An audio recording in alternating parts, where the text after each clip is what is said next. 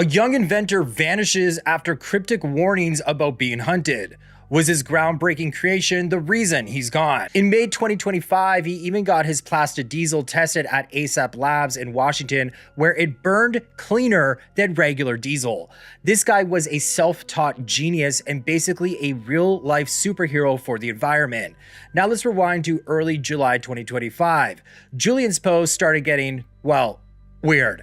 He claimed black helicopters were circling his house at night, shining spotlights on him, even in remote locations. I know that I'm not gonna live long.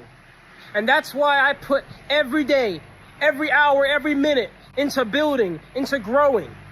Why am I out here working on this plastic in the fuel reactor I've been working on for 5 years? Since I was 17. Why am I out here in 100-degree weather? Why am I out here despite being falsely accused and reported to the EPA and the IRS? Why am I out here despite weird black helicopters that turn off their radar transponder circling me 6 times at night? Why am I out here sleeping in my van, crazy humidity, mosquitoes, gnats flying in, and yet I still do it? Why am I out here despite having to drive 4 hours every time I want to work on this machine, because when I was doing it in my parents' backyard, I blew myself up and I had to go to the hospital for 2nd-degree burn surgery. I do this because this is my mission that I've assigned myself to. Look, spotlight right at me. I don't know what's going on. This is the 3rd time this helicopter's been here. Look, it has a spotlight on it. There is a helicopter with a spotlight that keeps circling around me. It's so loud though, like I can't even go to sleep. But here's where it gets even darker. On July 9th, 2025, Julian posted his final video. In it, he looked rattled, urging his followers to keep their eyes open and screen record his message. All right, listen everybody. I can't go into too much detail, but there is some very, very odd stuff going on. I'm certainly under attack right now in many different ways, and I just want everybody to know to just kind of have your eyes open. And I have my eyes open, but there's a lot going on. So I'm still working, I'm still building. Nothing's gonna stop that, but I'm just telling you guys right now, be on the lookout because I'm under attack. Then poof, he just vanishes. No posts, no updates, nothing for over 2 weeks. His last Instagram story allegedly leaked his driver's license, though it was quickly deleted, adding fuel to this already mysterious case. What inspired you to really, how has it happened that all of a sudden you found this innovation? Yes, so for me it started when I was in high school. I started gardening. And when I was gardening, of course, being in nature, I started to understand how the natural world works. And so if you look at, for example, the woods, right? The trees, the leaves fall into the ground, and those leaves are not waste, right? Those leaves end up becoming fertilizer for the same trees that shed them. And so I realized that us as humans, we are the only thing that produces waste. We have landfills, we have litter, everything else in nature, everything feeds itself. And so in gardening, you can compost all of your food waste, but when you do that, you have plastic left over. And so I see all this plastic, and I was thinking, what can be done with it? And then at the same time, for the first time in my environmental science class, I saw clips of how there's plastic in the ocean, and they showed us a clip of a turtle that had a straw in its nose, and it was bleeding. They had to pull it out, and all I could ask was, what is the solution? Because all we're seeing is the problem. And so I wanted to start to do research to figure out, why do we have waste as humans? What is plastic? What is it made of? And I found out that plastic is made of petroleum or crude oil, the same thing we make our fuels out of. So then I started to ask, why is it not recycled? Because less than 5% of plastic is recycled. So even when you put plastic in your recycle bin, the chances of it being recycled are so low, it usually just ends up in a different country, where it ends up in a river, or is burned, ends up in the ocean. And to me, I think, it made me, upset. I was angry because I was paying for recycling, and they were lying to my face saying we're recycling it. You can look up stories of people saying the recycling trucks go to the same area that the landfill trucks go to throw it in the same spot. And so I started to do research into what plastic was. I found it's made of fuel. So I was like, okay, well, how can we turn it back into fuel? So I found the process of pyrolysis. And at this point, I was around the 11th grade, so I was around 16 years old, and I was inside of a welding program in high school. And so being a part of that program in welding, you learn how to build with metal, how to put together metal. So when I found that there's a way to turn plastic into fuel, you have to build what's called a reactor, a pyrolysis reactor out of metal. And I was a welder, I knew how to build with metal. So I put together my first pyrolysis reactor in the 12th grade. I was 17 years old. It was around the size of a crock pot. Like you could fit it on this table here. And I wanted to see if this is real. And it was real, you know, turning the plastic into fuel. The machine worked. And so I started to continue to build more and more machines, and I started to innovate by utilizing microwaves with the machine. Because my theory was, if we can use microwaves to turn plastic into fuel, microwaves you see operate off of electricity.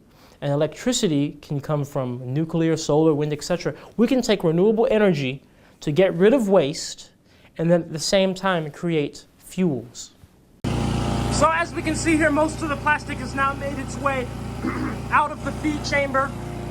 We're still seeing some clumps fall down here, so I'll probably let it continue to spin. Ladies and gentlemen, I am loading in plastic into my plastic into fuel reactor while it is running for the first time ever.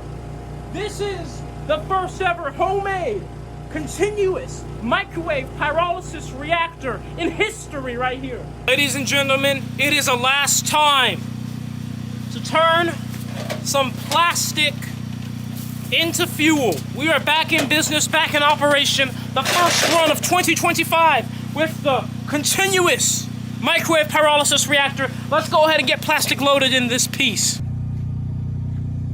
I'll be honest guys, it seems like YouTube is shadow banning me. Some videos barely break 5K views with over 300,000 real subscribers. So if you guys love what I do and you support me, please like the video, subscribe, and watch to the end. It will help me so much. Let's break through this shadow ban and push to the world that we can turn plastic into fuel. She is alive. Beauty and the Beast. The beautiful beast. Alive for the first time in the year. Now I'm just kind of nervous on how the continuous feed is going to do now that she is going to be hot, under vacuum, flammable vapors inside. But nonetheless, we are turning plastic into fuel with the upgraded continuous, say it with me, microwave pyrolysis reactor, baby. And today we are about to make history. Are you guys ready? I have brought with me Plastadiesel, a diesel alternative made from plastic waste that has just passed and has been scientifically proven to be cleaner than pump diesel. There we are! First ever right here! It works! Smells cleaner! The exhaust smells cleaner! History right here in Eugene, Oregon, baby!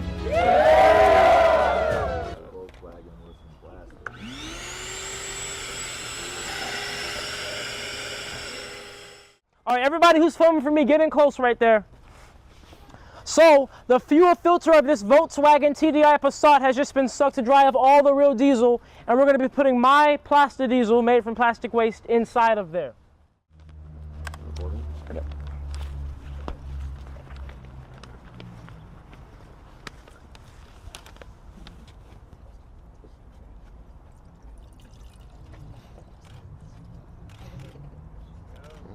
Just enough. Yeah, should be perfect, actually.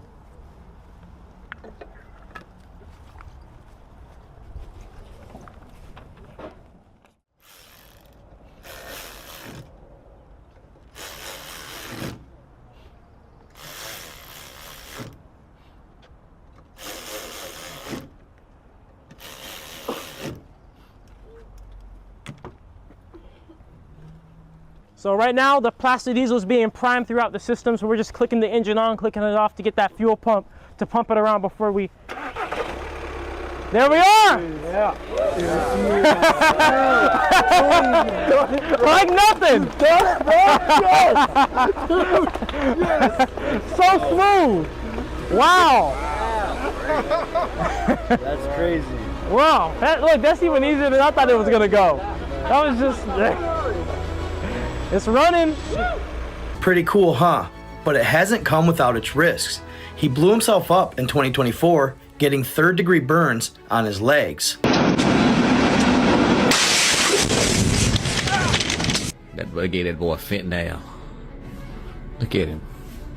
I'm being cooked alive by some damn invisible fire. The Holy Ghost. Boy. The Holy Ghost is burning me right. I can't even see the fire. And unfortunately, it doesn't stop there. He's seemingly been starting to get threats on his life. He's been doing this for almost 2 years now, I'd say. I've been following the process pretty much the entire time. But lately, he started to gain traction. And now he's starting to see backlash from possibly another industry within the gasoline fuel paradigm. He claimed that one day he went to pick up his vehicle after getting his tires balanced, and all of his lug nuts on his tires were loose. He pulled over and only one was barely hanging on. We need to do something to protect this kid because what he's doing is absolutely amazing.